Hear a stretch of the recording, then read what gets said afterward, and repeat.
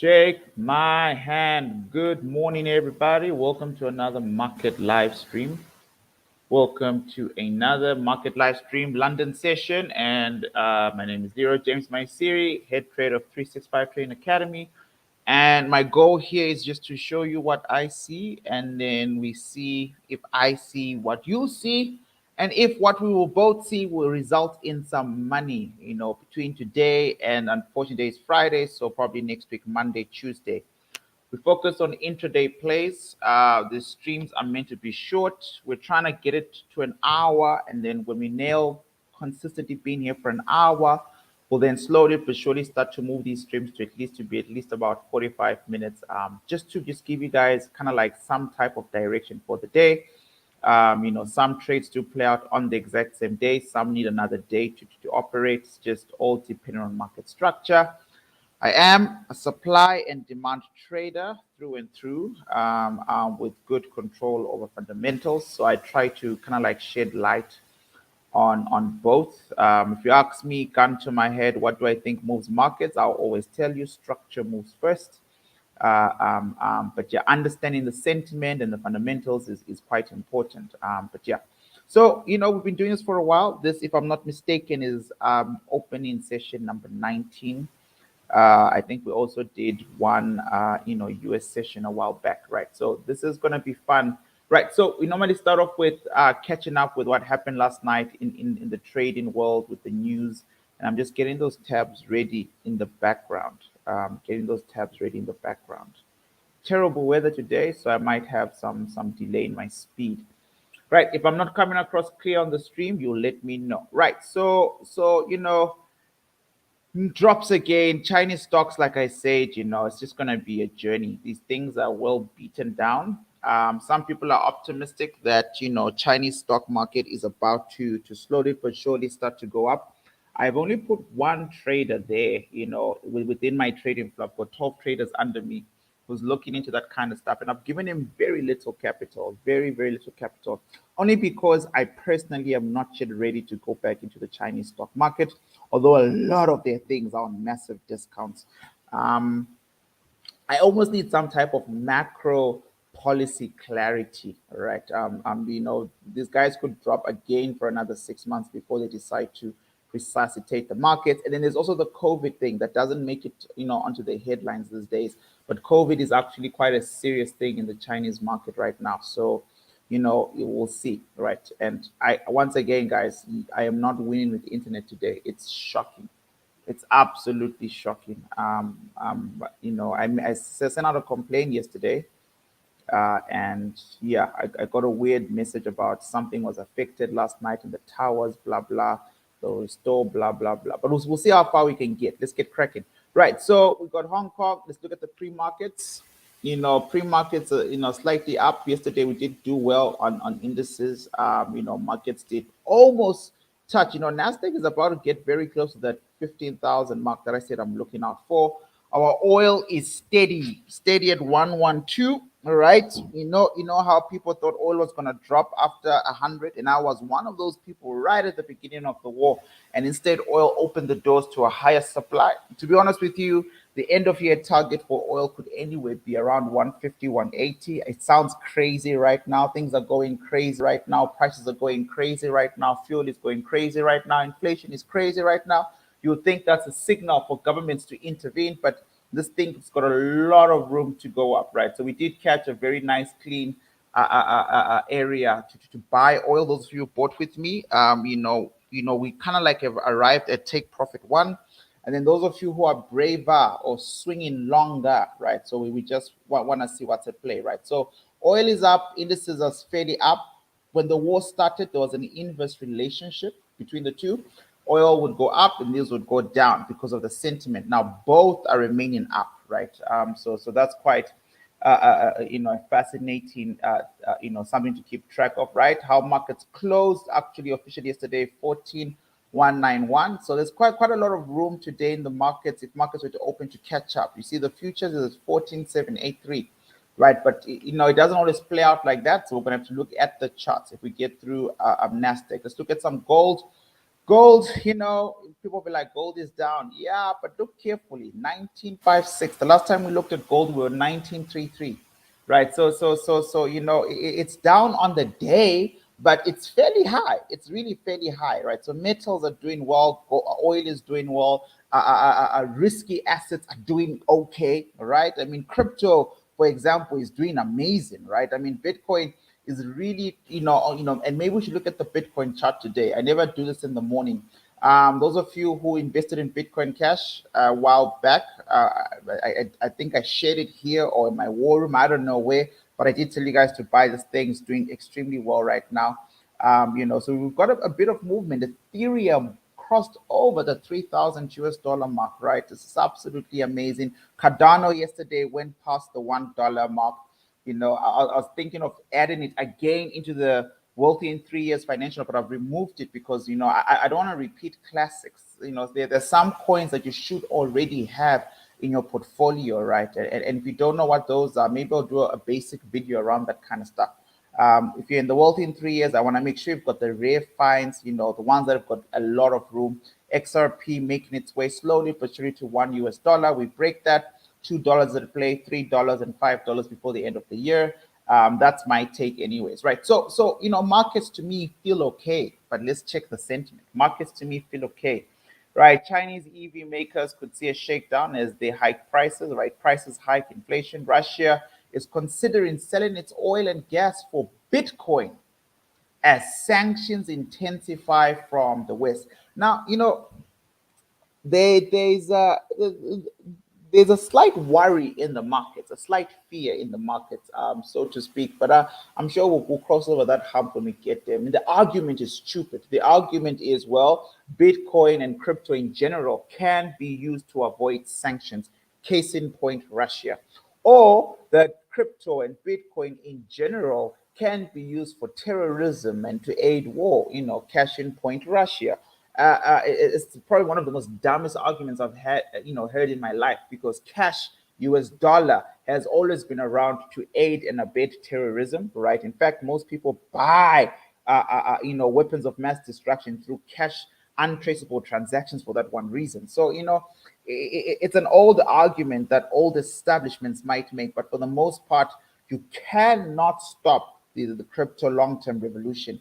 Now, I'd encourage you guys. I will put up a poster sometime today, but just if you've got the time tomorrow at say about 5 p.m. Tomorrow is Saturday, so let's make it 5 p.m. tomorrow is Saturday.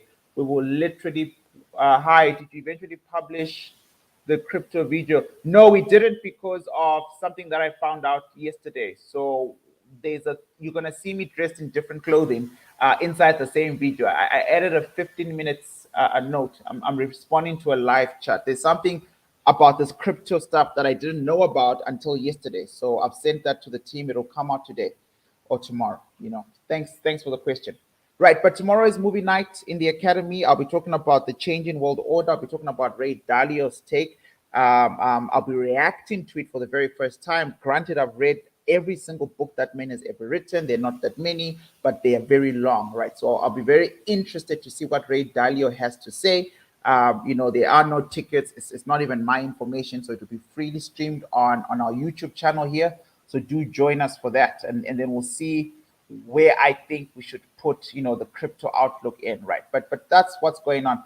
I didn't get anything sentimentally off today. I don't know if you guys noticed that news and about war isn't dominating the news anymore, right? Slowly but surely. We got a bit of talks of sanctions and oil and gas and crypto, right? So maybe those are the markets that might be the most sensitive today, but for the most part, no one cares. USDJPY pulls back from highs ahead of the euro trading session, which is right now. There was an earthquake somewhere in Japan, I guess, that Biden has reaffirmed U.S. nuclear weapon use policy. I mean, this is kind of like the stuff you don't want to see. Good morning. No worries. I mean, come on, man. Nuclear has made a promise during his election campaign to change this policy. So hopefully the change is to kind of like help the world disband the use of nuclear warfare.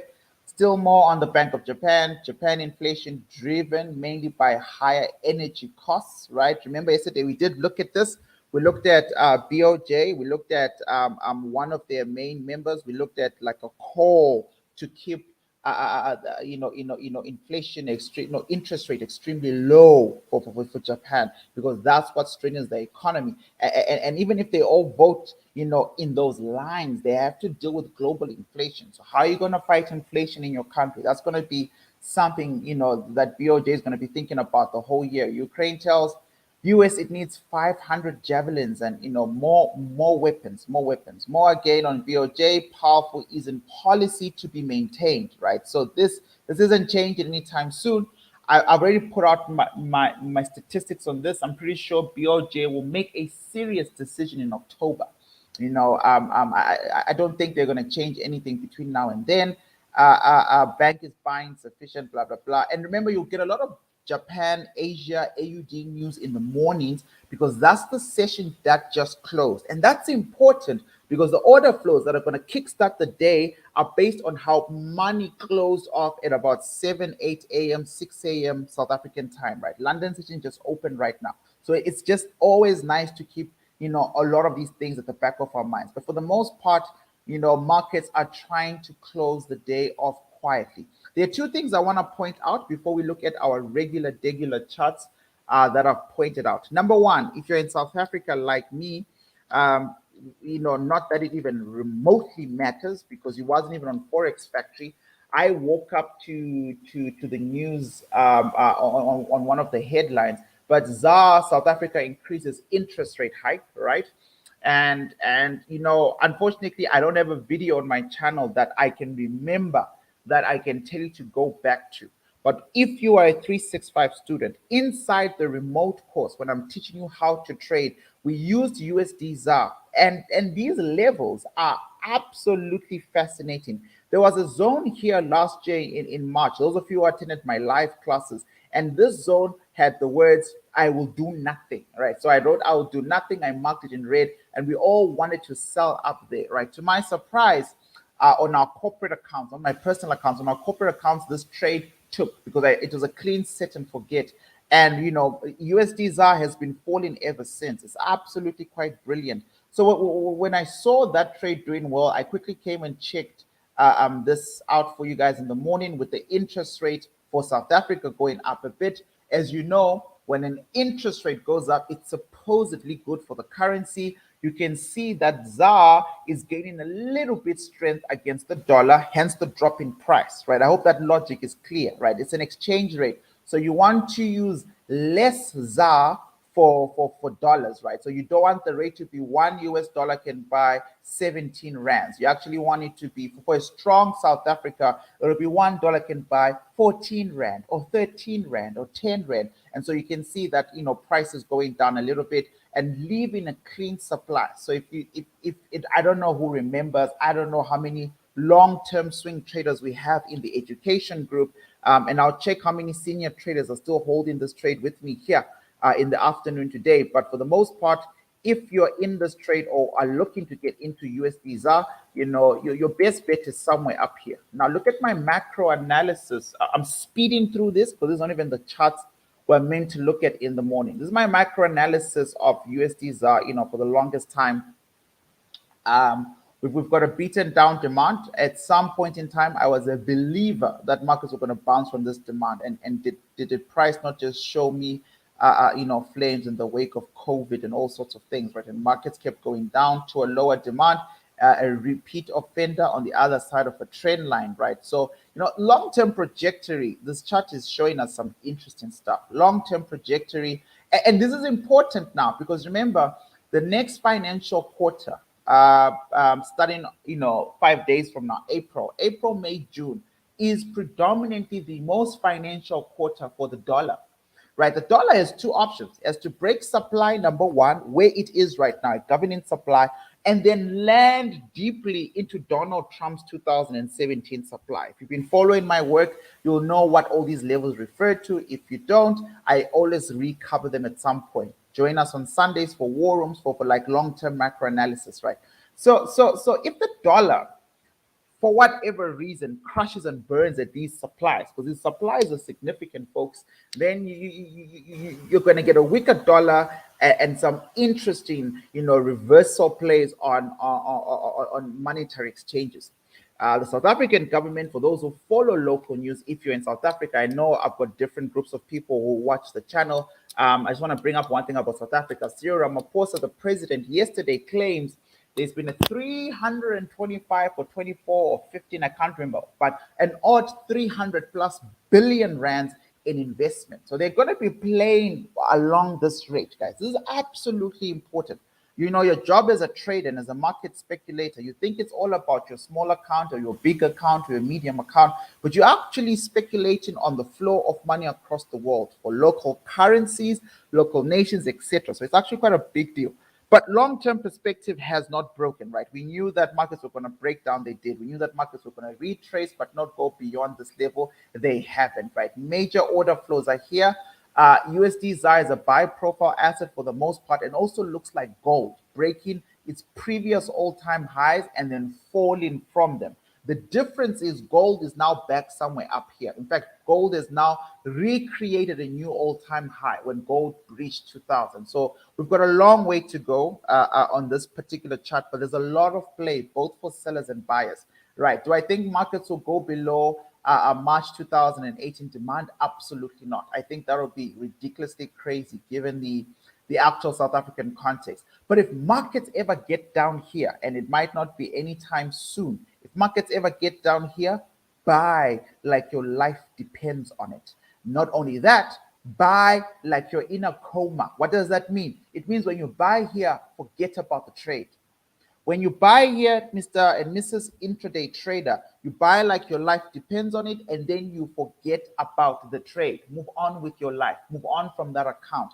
Don't come back to USD ZAR and take profits for a very long time. This is a very significant area of value for USD ZAR. Markets will buy here, and I believe its long-term buy profile rally will continue. So let's see how long we can expect some type of dollar weakness. I say this to say, if you follow my WhatsApp statuses, my Facebook stories, I'm the same person who told you guys that markets were going to bottom within 30 days.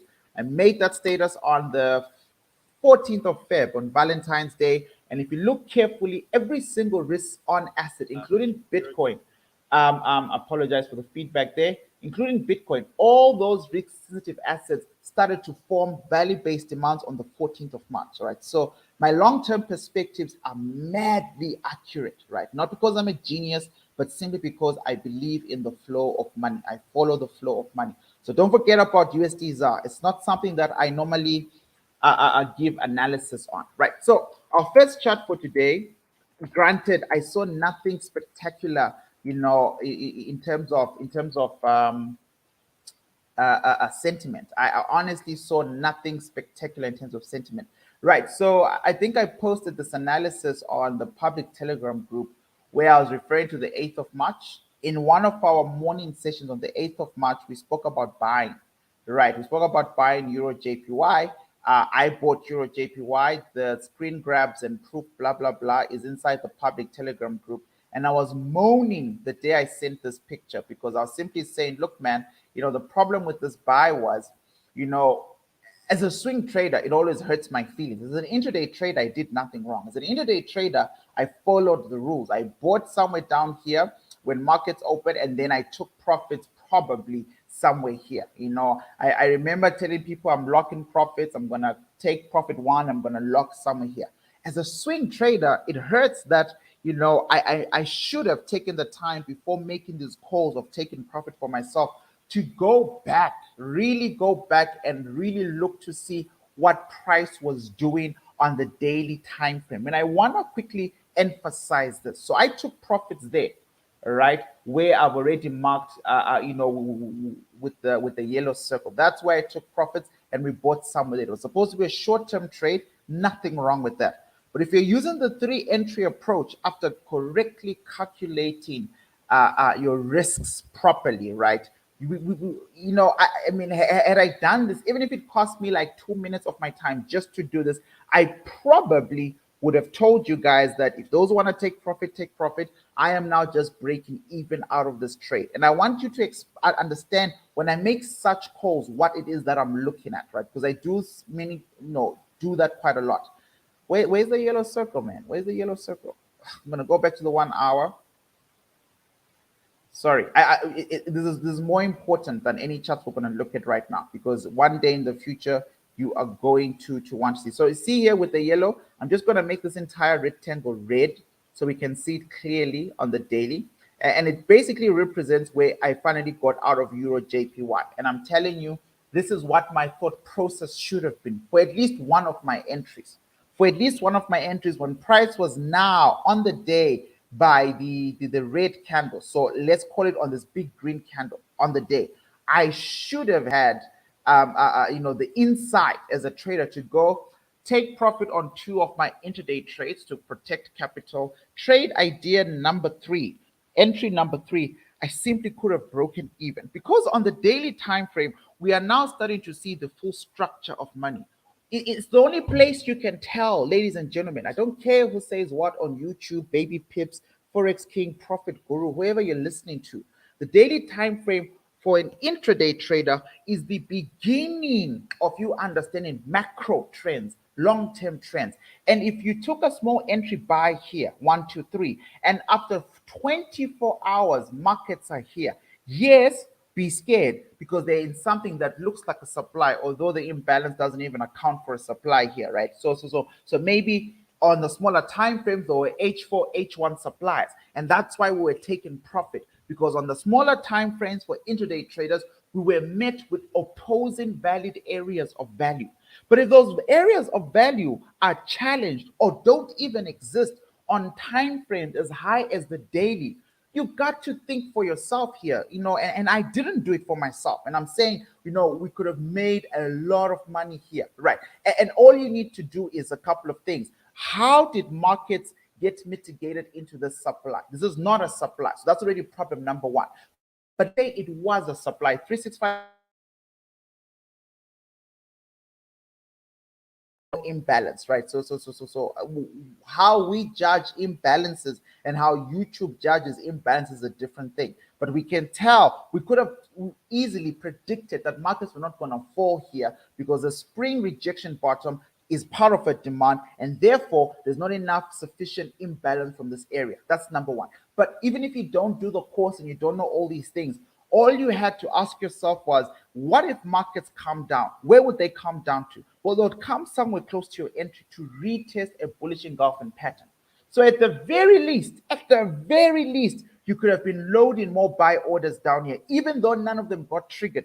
But you should have kept one buy order going here, just broke even. And I promise you, every single day after that, markets gave you an extra 50 to 30 pips and still going, right? So this was like a phenomenal market trade that we were all a part of, but just didn't know we were all a part of it. Value-based demand, just perfect. Shake my hand, buddy. Shake my hand. Good to see you, sir. Shake my hand. Right. So EURJPY on the day today, we're going to be looking at where this thing is going. And now to get a better perspective of price, markets have reset. We were selling EURJPY. EURJPY finally found its bottom. Markets have reset. So now we ask, where are markets going? That's the starting point for me. It generally is a good place to start for you too, right? And most people will tell you, well, you can't do that. You don't know where markets are going. Markets are random. And that's obviously not true, right? Banks know where price is going. They announce this all the damn time. It's just that people don't understand what it is that they're saying, right? On the weekly time frame, we've got, the makings of a demand, a very module 1 basic type of demand, right? So I'm actually going to have to see what the governor looks like before I can make a call, right? So the governor has created a very, very, very awkward demand. And by awkward, I mean the wick of this candlestick here. I know there's like a vertical, yeah, there are a lot of lines here, but the wick of this candlestick ends here by this red line. You won't be able to see it because of my 1 hour vertical raise.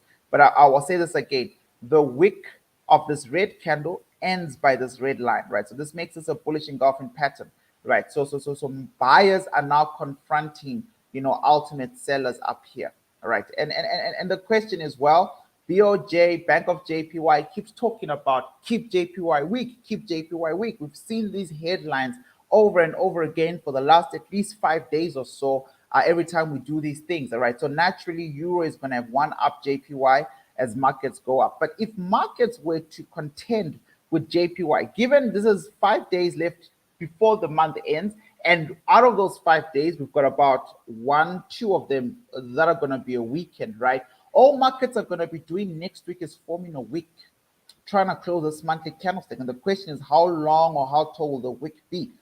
Textbook supply and demand tells you it's time to sell. Textbook supply and demand is generally right about that. This is now time to sell. The only problem is, you know, the formation of a big order block, a buy order block so close to a supply. And just let's all be very clear how big this order block is. This order block starts from, you know, this red candlestick here and this big green. But I don't know if you guys can see, but the wick of the big green candle went all the way down to collect buy orders. You see this wick here, down here, right? Went all the way down to this gray area to collect buy orders. And that's a big deal because to me, it's almost as if markets were saying, no matter what, we're not coming back down here. And if we are, it'll take time. You see this? So we're going to collect good buy orders from this beautiful area of value where smart money loves bought price into this rally.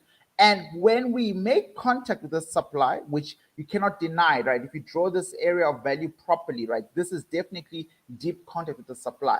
When markets try to fall, we're going to use this demand to prop us up, right? So we missed all of this, all the signs in the intraday sessions, and that's okay because we're just looking at day-to-day flow of money in the intraday. But in the war rooms, this is definitely something we should have picked up if we'd looked at EURJPY this past Sunday, that markets have already collected strong buys and were going up. So I would be very mindful. I'd be mindful of the fact that if you think about it, most charts will look like this. For example, USDJPY is doing the exact same thing, taking advantage of JPY weakness and pushing towards the moon, right? So USDJPY, as we know, has also got equal monetary policy divergence. I don't want to spend time teaching. I'm just highlighting a couple of things.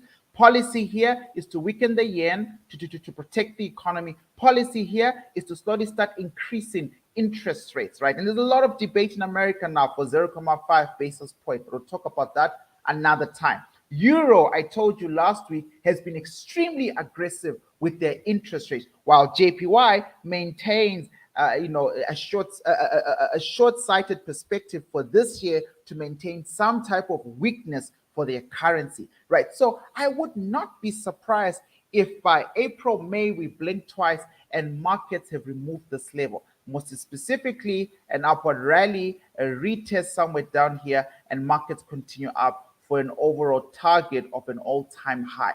Because of that, swing traders and intraday traders, be very careful when it's now time to sell. I understand it's time to sell, but just be very careful, right?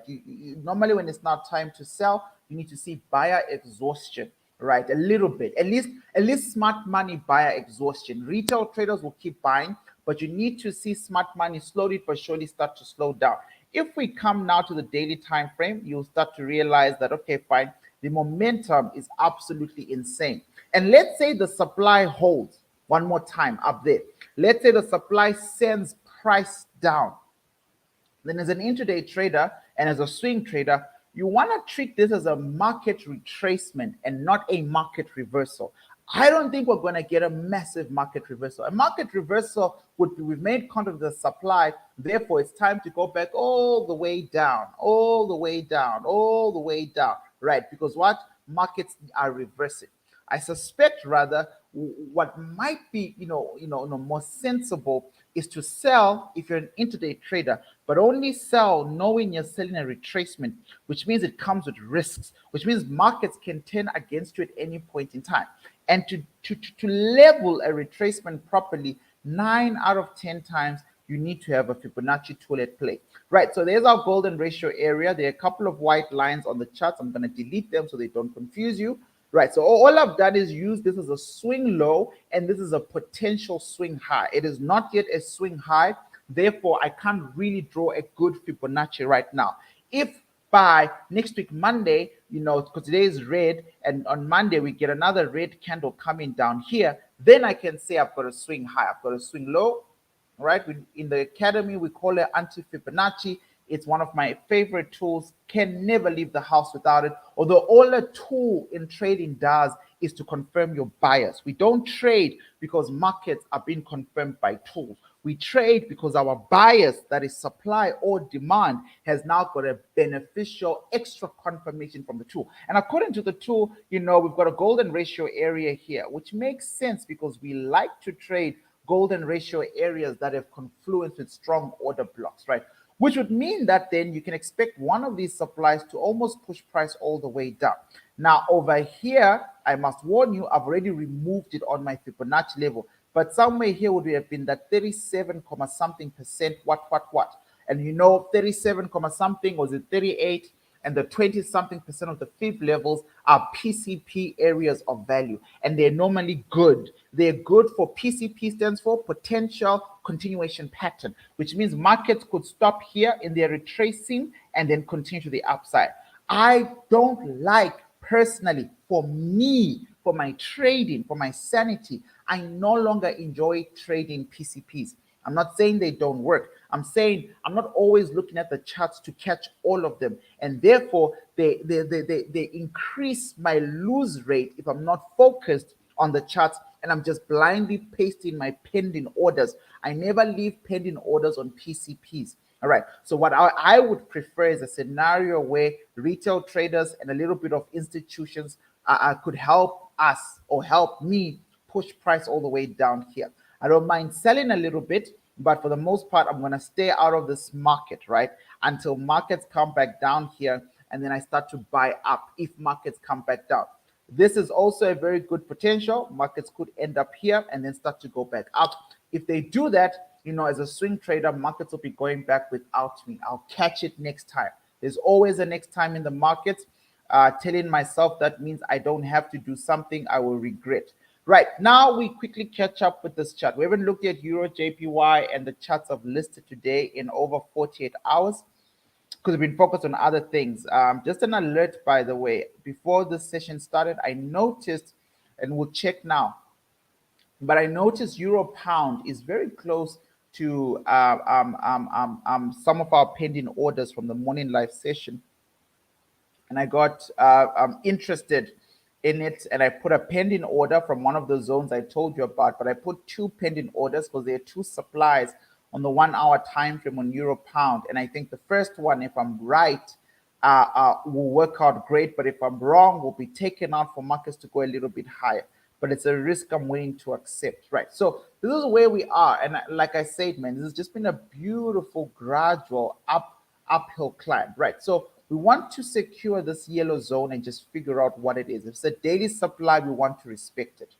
If it's a strong daily supply, is it a fresh daily supply, all sorts of things, right? So, and these two supplies on the daily, by the way, are the zones that make up the entire governing supply. So take them seriously, right? So we've got 1, 2, right? And if markets break through here to get there, such as life, I'll be waiting at the retracement zones. Maybe next week we might have to redraw a new Fibonacci if structure changes a little bit, right? So markets have made contact with the daily supply today, or yesterday rather, and opened up a little bit red today, right? And I'm gonna go drop now to the H4 time frame just to see what's going on. All right, so one touch into that entire zone. I'm gonna delete this green line which belongs to the Fibonacci. There we go. So markets now are struggling, right? So this is how the Asian session ended.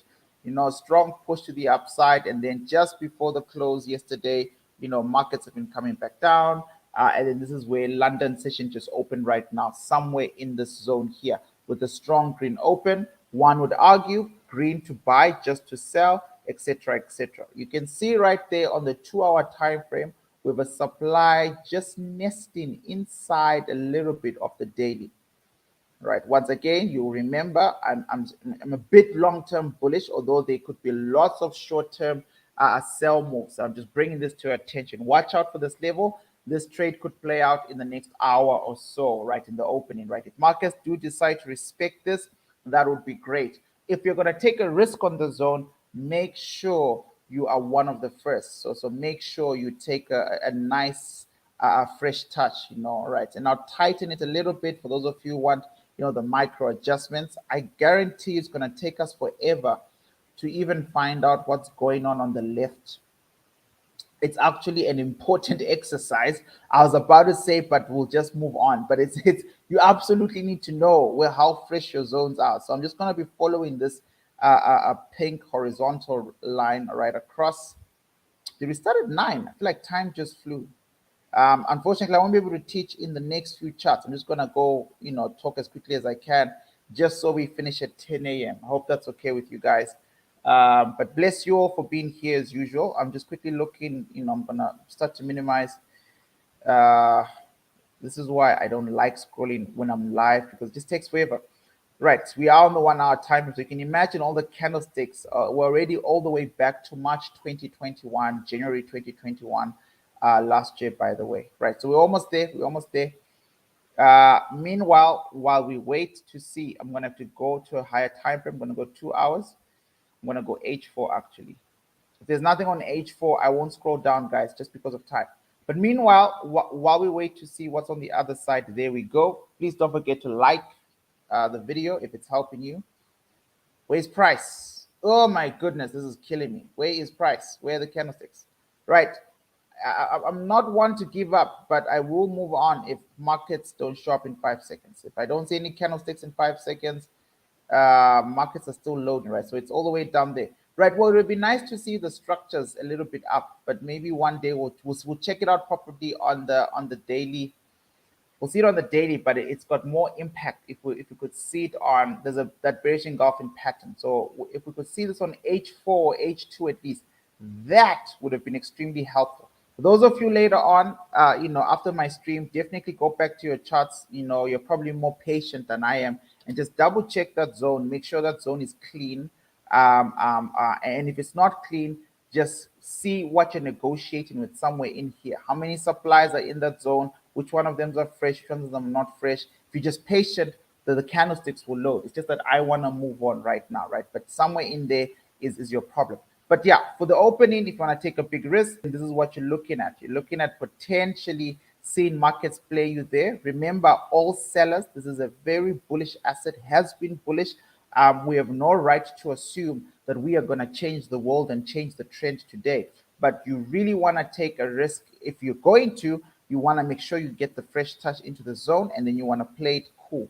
Markets have not in the last 24 hours broken any type of structure, any type of bullish structure.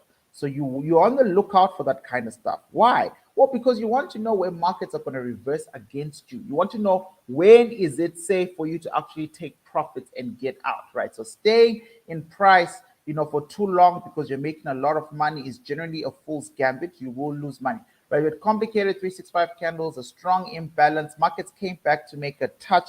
So we've got one touch on the demand, and we're looking for a fresh touch on the supply, essentially.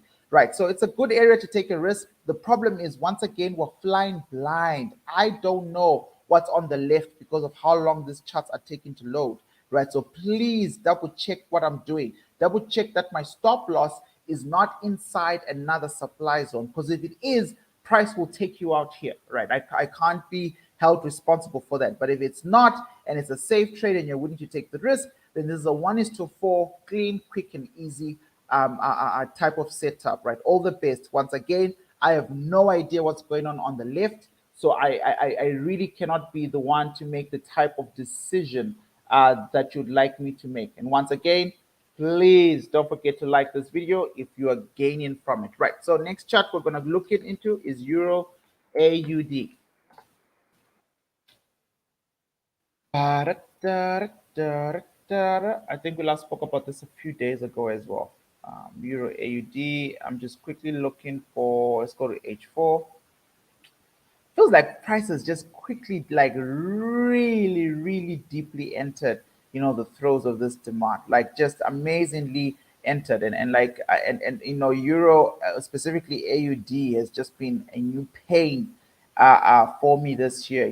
Markets have done nothing short of just been absolutely surprising. and continued. I'm talking about AUD. AUD has been on the rise. I mean, they had good job numbers. They had a good economic recovery after the last COVID fear. But my goodness, that asset has just been a little bit wild, a little bit too untamed. When I go to daily first on Euro AUD, just to get a big picture.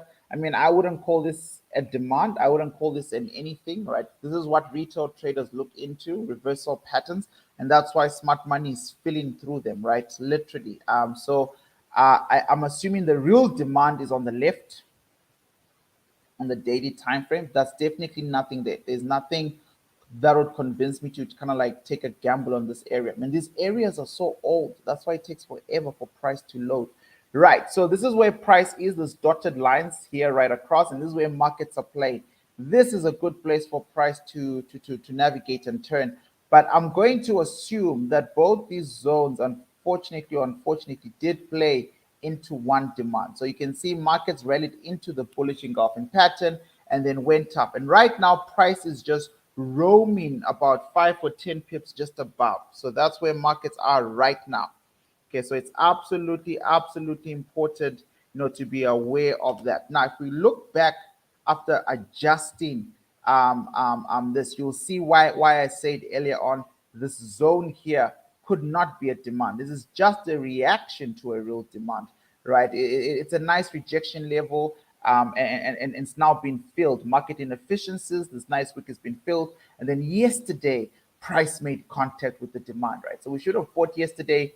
Those of you who were willing to buy or wanting to buy, but we were not looking at this market yesterday. Now, long term is what we need to see. Is Euro AUD about to go up or go down?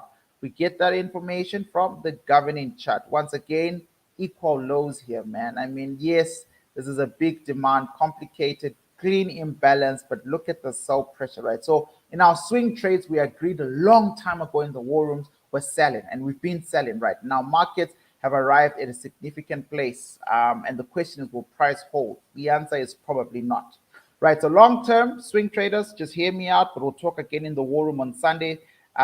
April, May, we should come back all the way down there. April, May, we should come back all the way down there, right? So in the meanwhile, we might be blessed with an upward opportunity for better selling, but I just don't know if markets are willing to go all the way up there. Let me just remove this out of the way.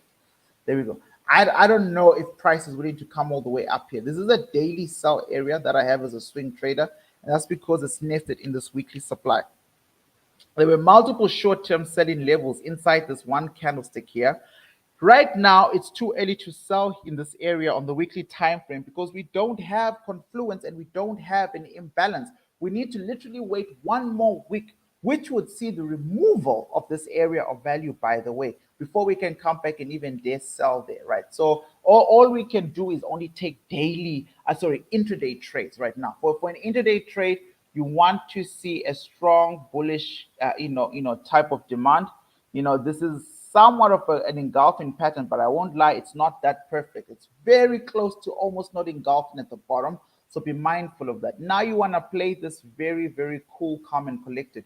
You want markets to come back and retest, both on H4 and on the 1 hour, and then you can actually start to sneak your way in, on the 50-minute type of time frames, right? So there we go.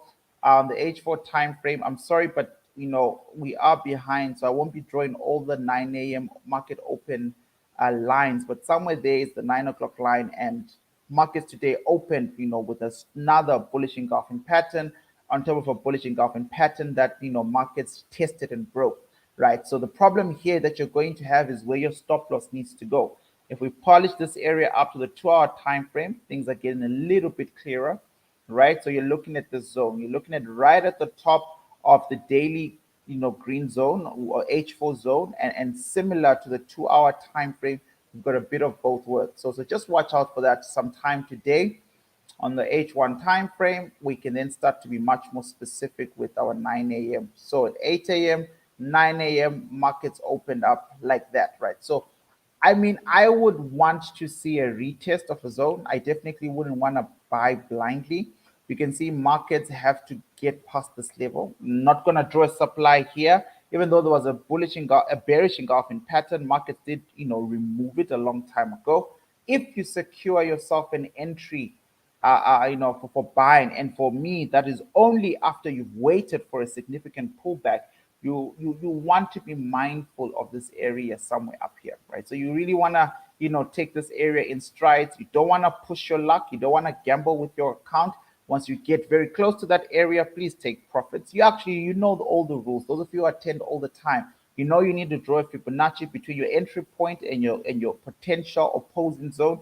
You need to know that, and then you need to know where 50% is between the two, because that's definitely always going to be take profit 1, and then take profit 2 is going to be somewhere just before this area of value, and take profit 3 is going to be a clean break even if you bought low enough, because markets could continue the rally next week, right? So if I go to the 50 minutes time frame, this is what you have. You've got a clean, I've just moved the line. There we go. On the 50 minutes time frame, you've got this clean pattern now. I could just delete this zone here. It's just in the way, right? So you've got markets trying their level best, right? Markets going up, markets consolidating, markets then closing, created a higher low, right? This is a higher low compared to that, which is the beginnings once again of an upward structure, right? So those of you who bought down here, I don't know if anyone did. I'm not in it. Good on you, right? Those of you who have not bought down there, you really want to look for those, pullbacks, at least to an H1 zone. All right. I think it would be a little bit selfish, a little bit selfish for you to think markets will come all the way down here for you on the 50 minutes time frame. Markets could, right? And if they do, that's fantastic. They honestly could. If they do, that's brilliant. What you want to do is have a nice entry point here. And then you never want your stop loss on top of your area of value, but you don't want your stop loss at the beginning of an entry point for price. So just below the next entry point there, in case price starts to act weird, and then you've got your price targets, right? But this is how markets start to open a bit bullish, break-in structure, start slowly but surely changing character. So we'll see where price goes for the rest of the day. So that's Euro AUD. For anyone they're interested. The next chart I said we were going to look at is Euro Swiss franc. Once again, I apologize for my speed, folks. I started off teaching, which I really try to avoid, but just never get around to doing that. And so we are now slightly behind time. I'd rather speed through some stuff, and then you get more than one chart to look at for the day. Right, so we've got some arrows here. So let's just quickly see what we said about Euro Swiss franc, right? So this is the trade idea. Remember, anything Swiss franc, you're probably looking at bottoms, right? There we go. Markets have no demand. I should just delete this zone, right? So markets broke the demand I was teaching on a long time ago, and where markets are going is most likely to match this low here. Then only then, 365 traders who've done my module 1, you will start to see over time the creation of a new major turning point on this chart, right? It will be a new major turning point demand.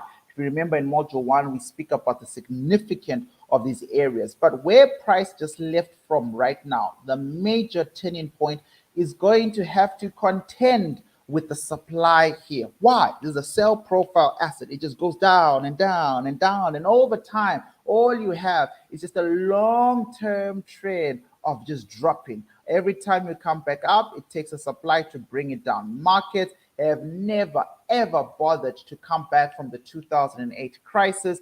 And the 2008 crisis was, by the way, a supply crisis across all charts. We are in the lost decade. Join me tomorrow for the movie as I explain all this stuff, the change in money order. You really need to understand this. We are getting into a demand crisis. Demand crises in microeconomics, guys, are brutal. We're not talking 2008. We're talking about the Great Depression of 1935. They are brutal. You will see it slowly but surely. First inflation, and then you'll see the only way to cure it is to increase interest rates. But then banks can't spend. Governments being corrupt as they are, their fiscal policies start to fall apart. So QE is brought back in. Printing money devalues the currency. Then it's all in all too late, and the system implodes. 2008, the system imploded. In 2000, during the tech boom, the system imploded, right?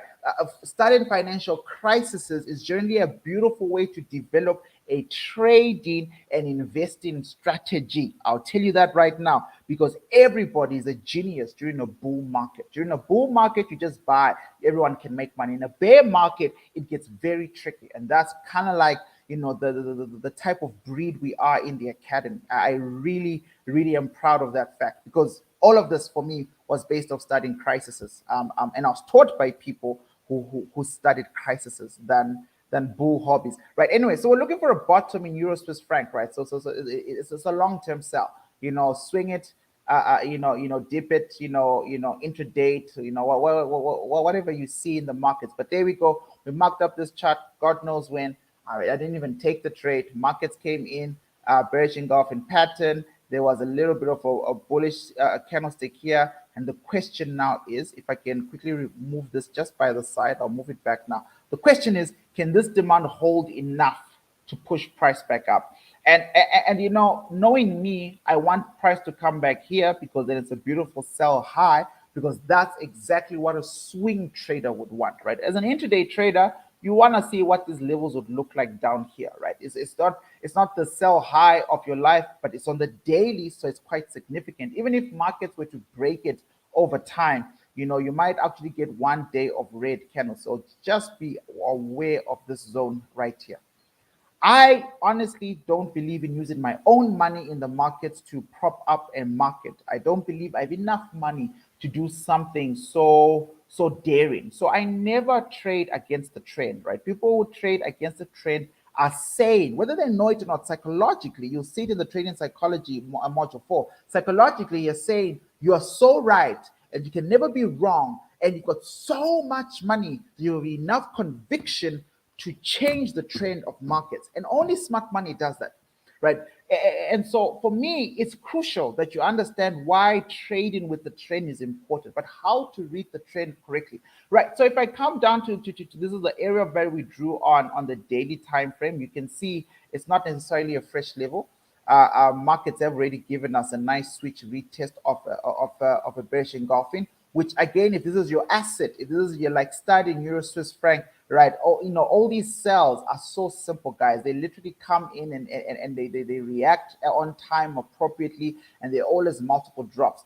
Now, intraday traders, this is a doozy. We've got a daily demand here. It looks weak, but we have to respect it. We have to assume that in the event we are wrong and markets do rally, we're going to need to do what? We're going to need to either be buying with smart money if they buy from there, or if retail traders are buying, we're going to have to let them buy by themselves, and then we're going to wait to sell, right? I like waiting to sell because it means I always have capital to do the right thing. Wait to sell, wait to buy.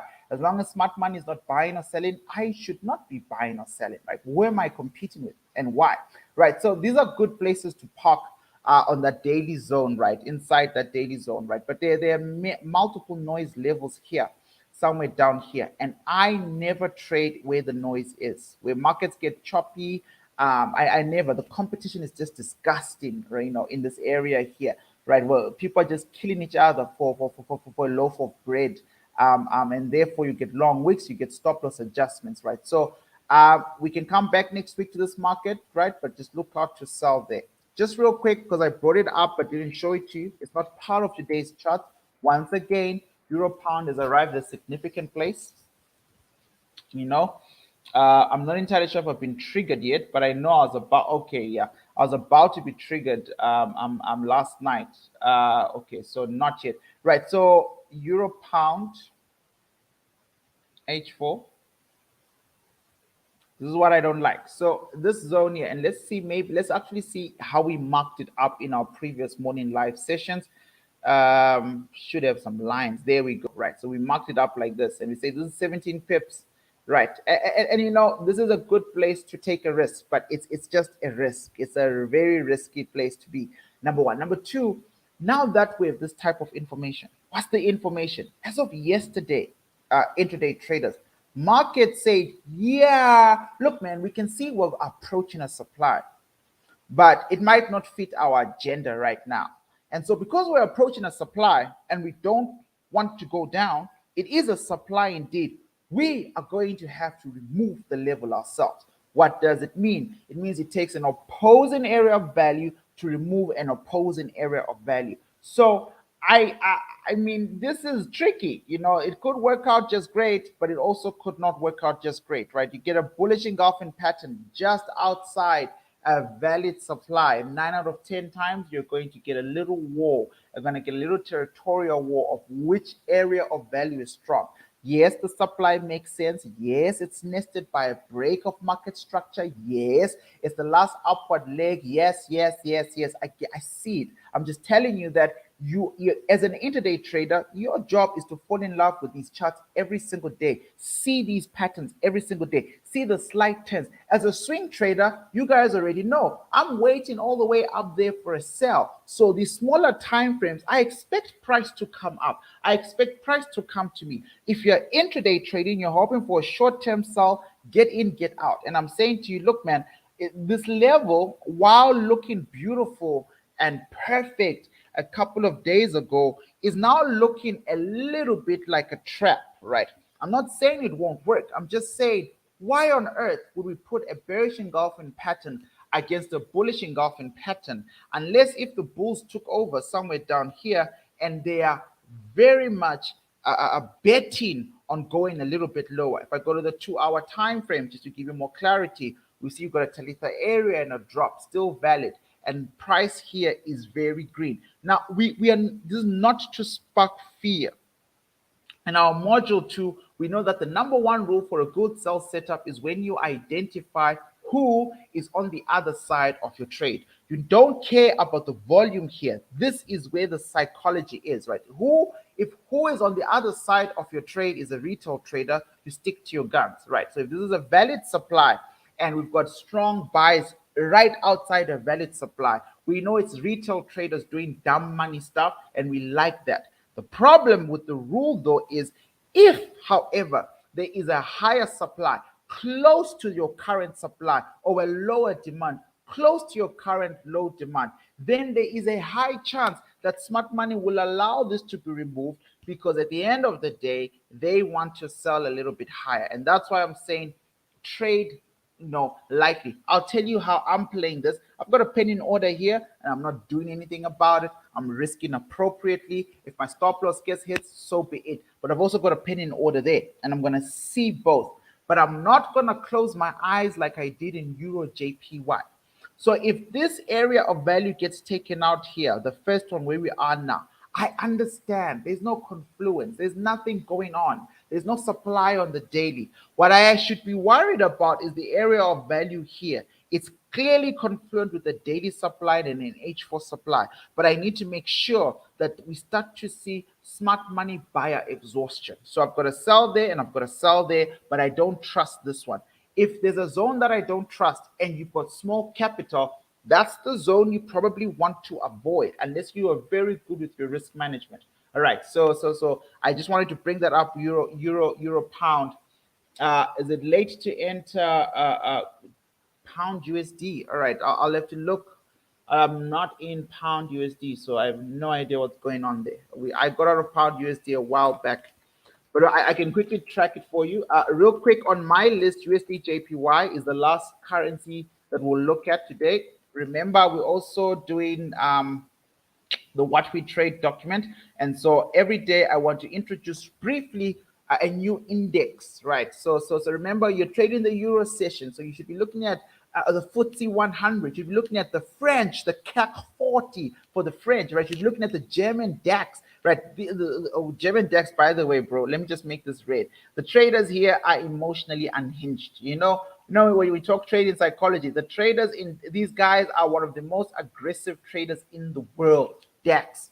It's like if they wanted to go down, they don't care. They don't care that it represents their country's network. They will sell the living daylights out of it. So I'll do USJPY now, and then I'll look at my DAX 30, and then the only extra trade I'll look at is pound USD that's been asked. And then unfortunately, guys, we're gonna have to call it a day. All right, it's already 10 a.m.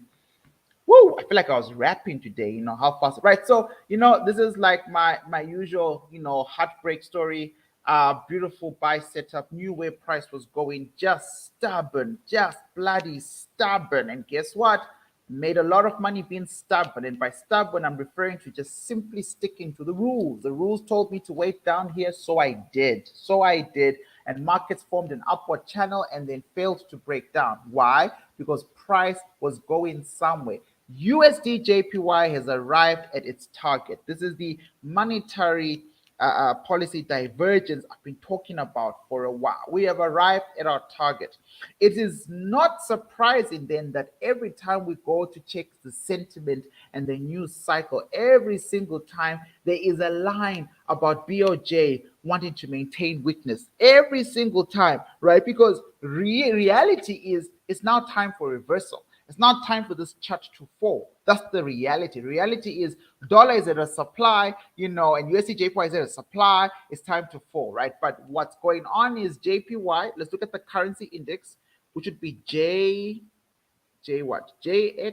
maybe Japan. There we go, JXY. But if you look at the currency index for JPY, right? Look at this, right? We want to maintain this weakness, and I posted this long time ago, probably in the private Telegram group, where I told the whole gang. I remember Eunice from Kenya responded, so I know someone definitely saw me post it.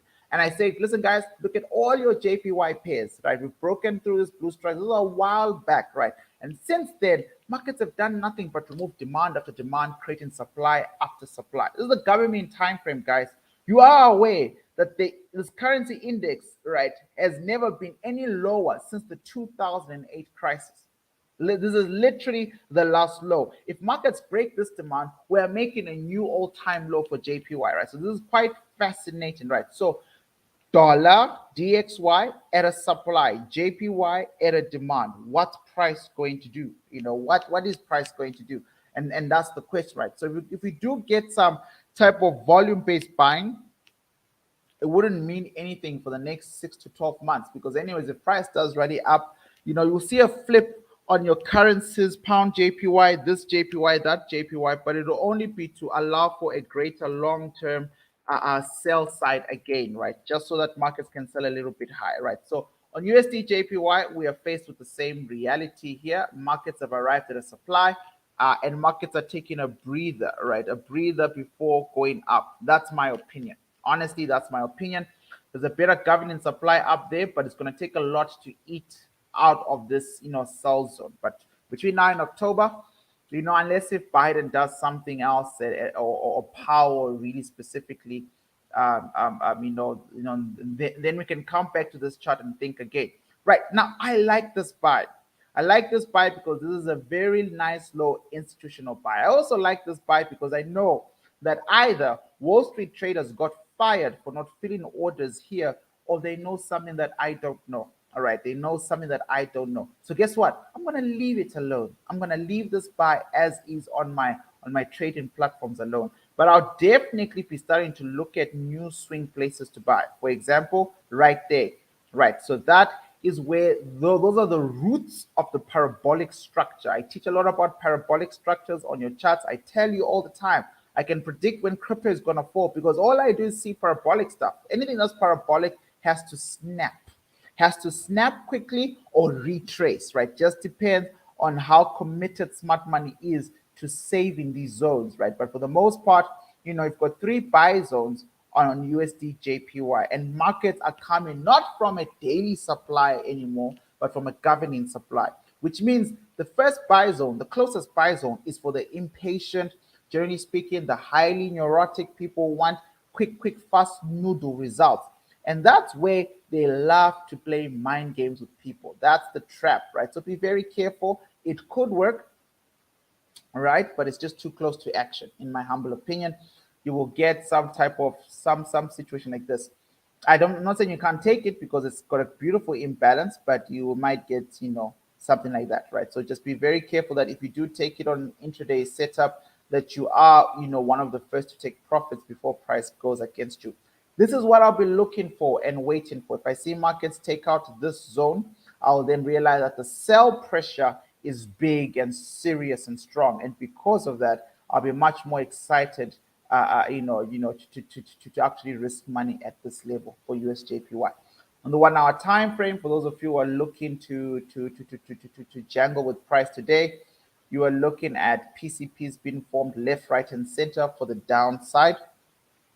I don't think there was any way for you to know to sell here, except for obviously daily supplies, But for the most part, you've got a bearish engulfing pattern at the top. You've got a PCP, right? All you can do is pray for this. That's all you can do. Pray that markets come up there, and then you join, the downward rally. This is obviously a sign that markets could just drop from here. But if you do sell here today, just know you're open to being stopped out, right? So I would wait for an ultimate sell. The zone has to get dealt with. The zone has to get mitigated before markets make contact with the demand. If markets make contact with the daily demand, then the zone might be in trouble. But for the most part, that's a good place to wait for USDJPY. Right, real quick, DAX 30.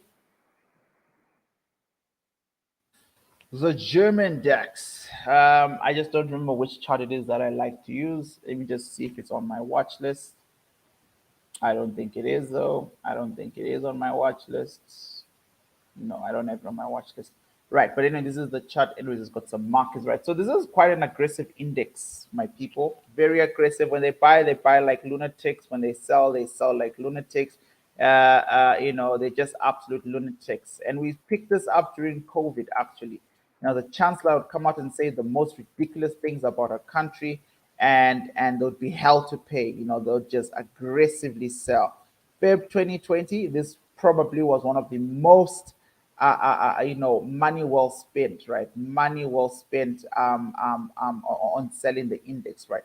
The German index went up, by the way, during the crisis, right? They had a quick drop in 2008, but after that, just the recovery was insane. And then this was COVID 2020, right? Markets broke down, right? And remember, things like FTSE haven't broken out, while American indices have broken and gone, right? So the DAX has broken out of the COVID range and come back to do a retest. And this pattern is what you want to expect long-term for FTSE 100. Don't forget this.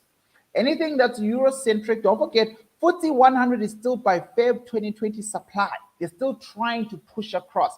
The DAX has managed to cross over and then has come back for a clean retest, and now is about to open the doors for some better action, right? We saw the PMI data for Germany came back positive, right? I don't think it will next month, right? Just mark my words on that. I think a little bit of accounting for the war is going to have to show up in that data, right? But for early February, before the war started, PMI was extremely positive, so that's something to look for. Right, so I just want to quickly highlight, potential trading zones on different indices every day on these sessions. Something new, something beneficial, just to say thank you for streaming, taking an hour of your day to listen to someone who's completely in love with the markets, talk about markets. Because if it wasn't for you guys, I'll just be talking my stuff down, because they have no choice but to listen to me talk. Right, so there goes my alarm. I've got a meeting in about 13 minutes at 10:30 right now. That's fine. That's a lot of time. Right, so on the weekly time frame, we're going to buy in there. Markets go up. Got a little supply there. Don't care. Daily time frame is where the action is. It is, after all, an index, right? I'm going to cheat now and close the gaps. But remember, the gaps are your friend. The gaps tell you very important things about price. Gaps tell you where the most imbalances exist. Watch out for this level here on the DAX 30. By the time price gets there, all buying should probably cease. Momentum buying is what you're going to do now. If you start buying right down here right now, it's called a momentum buy. You're already buying when buying has happened and it's still happening, right? And those buys sometimes make money, but generally speaking, they are dangerous. Now I'm going to come back here and I'm just going to mark as carefully as I can all the gaps in price. The reason for that, this one was filled. You can see markets came back here, right? And man, I guess there's a gap somewhere down here. And the reason for that is I want to see if on the lower time frames I can maximize on the gap. So this is H4, right? Okay, you can see here on H4 there was price went up, then price gapped down, and then markets filled the gap, and then markets gapped again. Right, so where markets gap down, then filled the gap to gap again, somewhere in here is a demand. Somewhere in here is a demand. Like, there's no other way. And that demand, all the buy orders, whatever happened a few on the 15th of March, 16th of March, etc. Whatever happened there is markets then loved it so much, markets gapped to the outside. So there's going to be a time very soon in price where DAX will move to fill the gap and react to the buy orders in there. And you want to catch those buys. I'm not entirely sure if you want to be a part of the sale. Right, so on the 2-hour time frame. Okay, so 2 hours starting to become more specific. Yeah, all right. So we're starting to see what we're working with. So this is what I would look for in the DAX 1 hour time frame. All right, fantastic. And then all I'm gonna do is make sure I have a good range of price. So we've got 3923. So I like to see what 3900 is first. I'm like, okay, perfect, that makes sense. And then I'm gonna leave 25 to 30 points for area of competition. So I'm gonna put 30 on top, and that's where my entry point is gonna be. Be careful, it's an index. Check your broker, check your account. Indexes are not cheap to trade. If you're wrong, it makes it even more painful if you don't exercise risk management.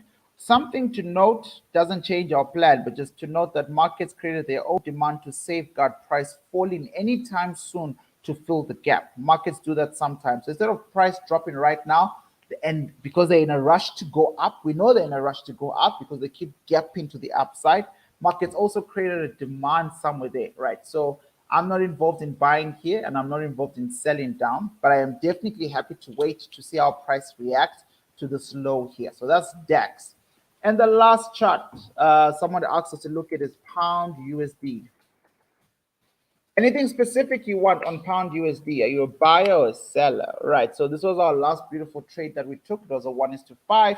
We sold all the way down there. And then I told you guys a couple of days ago, man, I just wish I bought, instead of just taking profit and being happy, it's, for some reason, ever since we started this intraday stuff, sometimes I act like a little kid, like, oh, I'm happy I made money.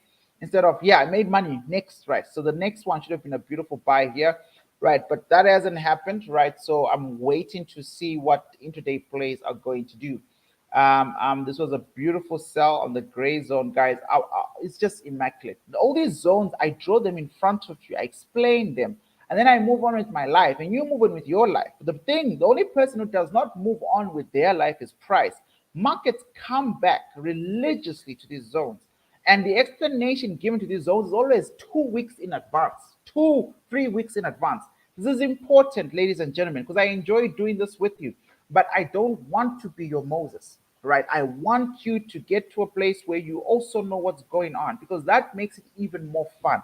That's what an actual community, trading community, is built on, right? Napoleon Hill calls it the mastermind process. Right, and that's all we do in the Senior Traders. In the Senior Trader Hub at 3 o'clock till about 6 p.m. every day, I'm not teaching millionaires how to trade. They've made their money. They've done the course. They've done the time. Some of them took 3 years. Some of them took 2 years. But at the end of the day, they know their stuff.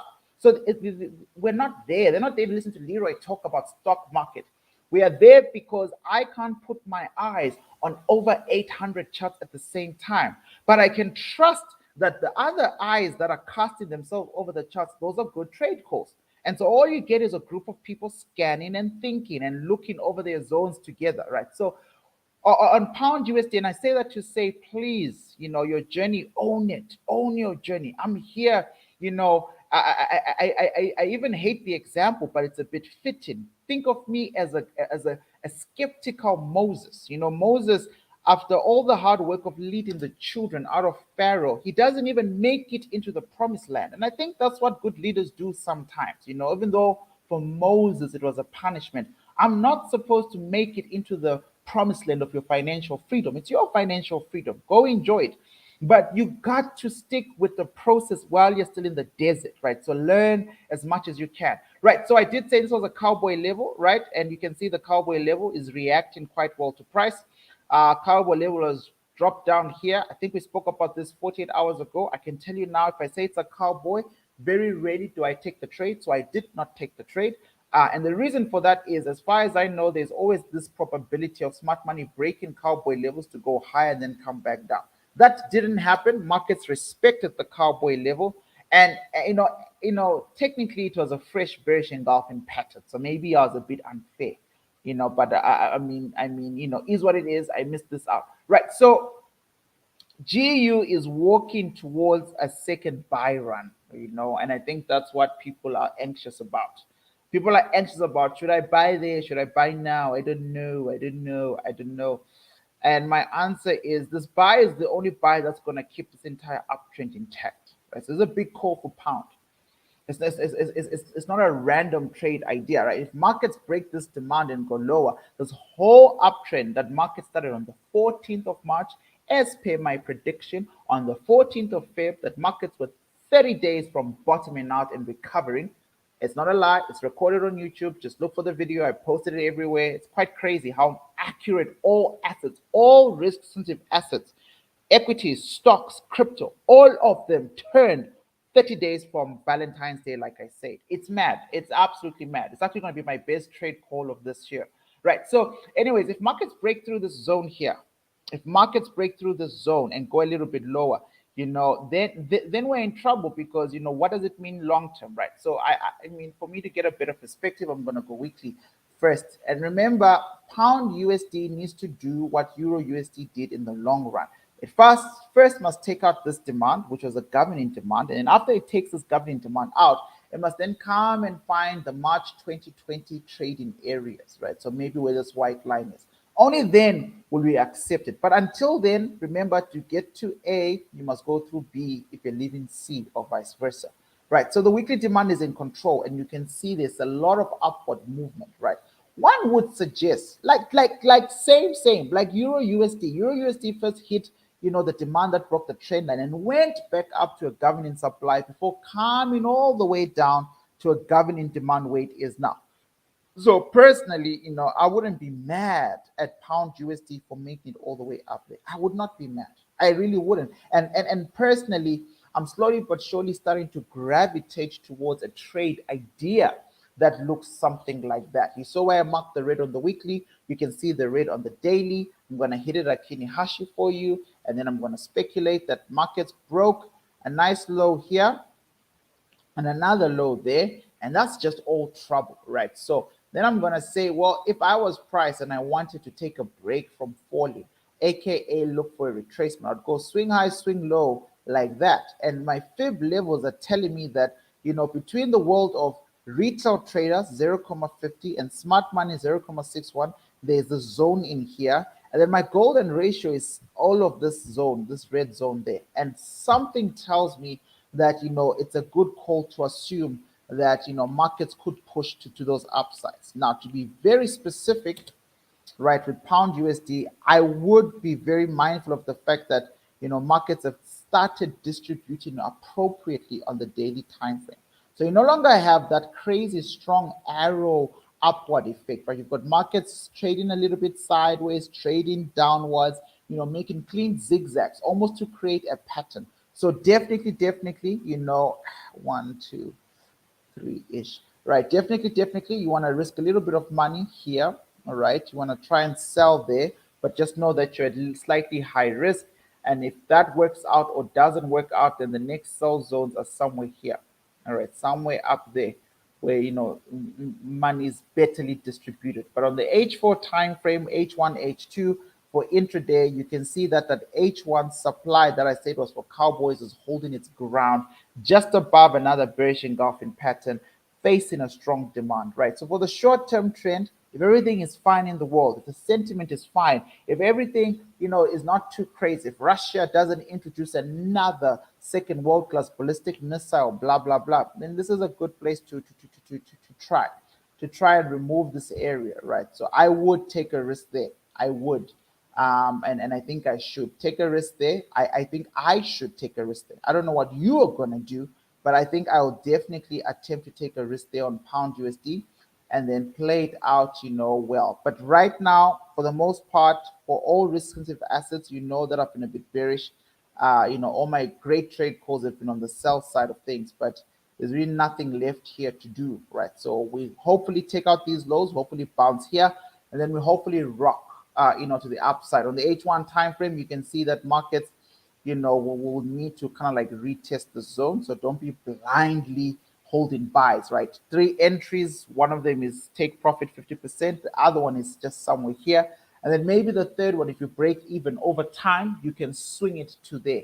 Ladies and gentlemen, it is almost 10:30. I really have to go. I appreciate you. Check out our programs in the academy. Don't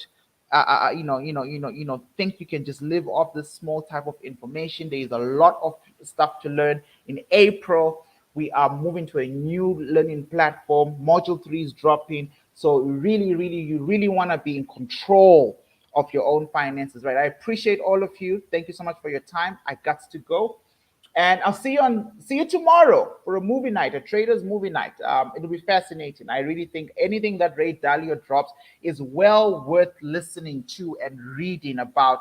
And so I'd like to share that with you. To be my first time watching it, anyways. And then also just talk around some stuff around it, right? 365, shake my hand. And have a good day, everybody. Peace.